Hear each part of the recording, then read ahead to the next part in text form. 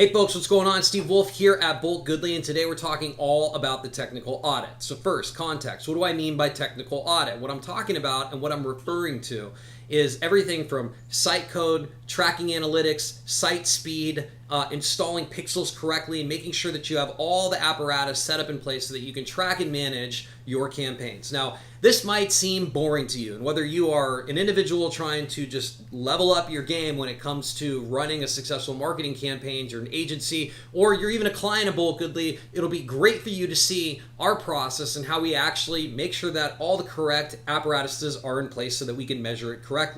Now, this is basically what you're paying for, because so many times we see clients running into problems with other marketing companies where, they just really have a hard time measuring the success of the campaign. And they make it seem like that there's some kind of wizardry or some things going on in the background that's like really mysterious, and that normal people that aren't that computer savvy or what have you can't understand a good campaign. Well, I come from a big marketing background, and it's very simple. You run a marketing campaign, you have to measure the results. If you can't measure the results, you can't definitively say whether it was successful or not. So here at Bolt Goodly, we put a heavy weight on making sure that all the apparatuses are in place so that we can measure the effectiveness of the campaign, and the buck stops with us. So if we put all this in place and we fail at the campaign, then it's our fault. If we put everything in place and we can measure the success, then it's definitive, and we can show that to the client and they see exactly what they're paying for. And that's how we love to do business around here.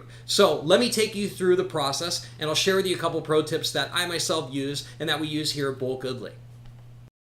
Okay, so let's jump into it. What we're looking at here is the Bolt Goodly audit report template. And you've seen this before if you've looked at our other videos that include anything that has to do with the research audit strategy phase, which is paid for by the client. And that's the full consultation that Bolt Goodly does for a client when we're jumping in and really doing a deep dive into their current marketing strategy and trying to ascertain what's working, what's not working, where we're going to make improvements, so on and so forth. So this is the technical audit portion of it.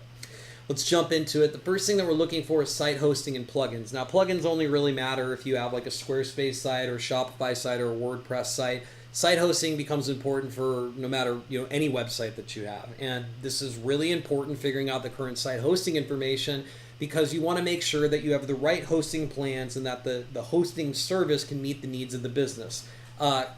Case in point, if you have a company that is doing a lot of merchant processing and they're collecting a lot of user data, then it's not only important, of course, that they have an SSL certification, which is basically industry standard for any website, whether you're selling anything on it or not these days. But you want to protect that data. And if they're on like a cheap GoDaddy shared server platform, then that data could be vulnerable. It could be at risk for attack. So it would be important in that case to make sure that they're on a virtual private server. Separate from everything else. So that's what we're looking at. We want to make sure that the server, meets the needs of the business. The next thing that we're looking for is, again, jumping back into the plugins. If you do have a WordPress site or a Shopify site, we're looking at the number of plugins that we're having. And why do we do this? Well, because this is a really quick, easy way to figure out how. Okay, so why are we doing that? So we're looking again at the plugins because we want to know how many different things can go wrong in the site. And this is especially, true if we're taking over the work for another agency, or we're doing some work or some modifications for something that's already been built. When we build it from the ground up, we're going to decide at the beginning whether the client has, the need for a custom site or a WordPress site. And why do we make a decision of whether we want to put them on like a WordPress hosted site using a WordPress platform, or we want to do a custom site? It usually comes down to how many different things do we need to customize in order to get the website to do what the business wants it to do. And if you need more than about 10 or 15 plugins in order to accomplish that, then you should not be developing this on a WordPress platform or Squarespace or Shopify platform. It should be a custom built website. It's like trying to put a V10 truck engine into a Honda Civic, and the car itself is only meant to fit a 4 or 6 cylinder tops engine. So trying to put a V10 in there just doesn't make any sense, and you're setting yourself up for failure down the road. And you're going to need 30 plugins or something like that in order to accomplish that. And when a plugin fails or something goes wrong, then it's a series of playing whack-a-mole to try to figure out which freaking plugin failed, and that sucks and it slows down the website. No one likes that, so don't do that, right? So we're looking at the number of plugins. And then the second thing that we're looking for is the site PHP compatible?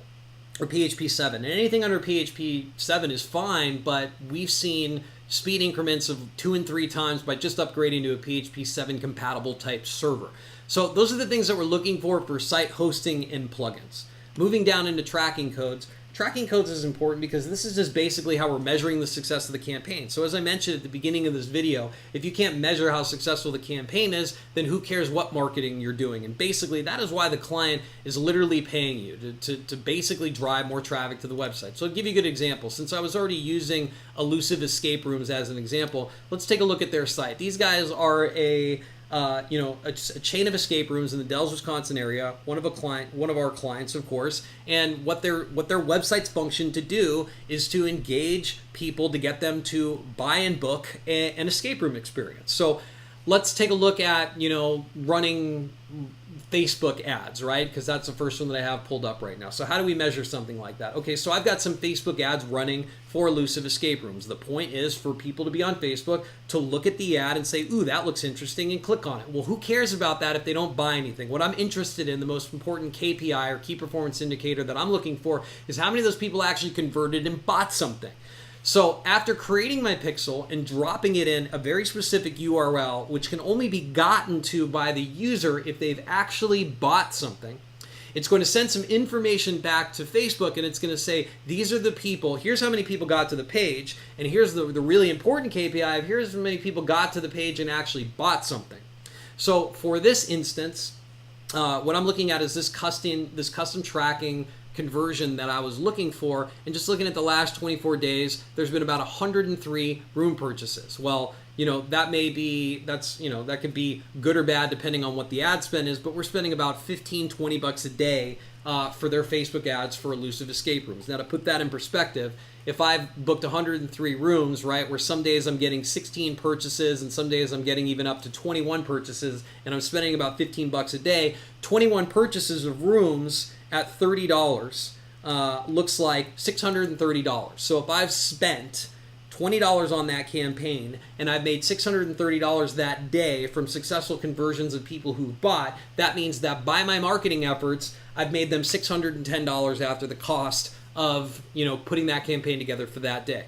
That, my friend, is a very successful campaign. And when you can deliver those numbers back to the client, then they're going to be extremely happy, and they're going to continue to pay you because you're adding so much value to their business or their enterprise. So just to wrap this up, as we jump back in here, we want to do the same thing for Google Analytics, of course, Facebook. If you're advertising on LinkedIn, you want to make sure that you have all the tags and the correct pixels in place. And the same thing if you're using AdWords, right? The reason why I have the analytics up here is because analytics is what tracks those conversions in AdWords for the same thing.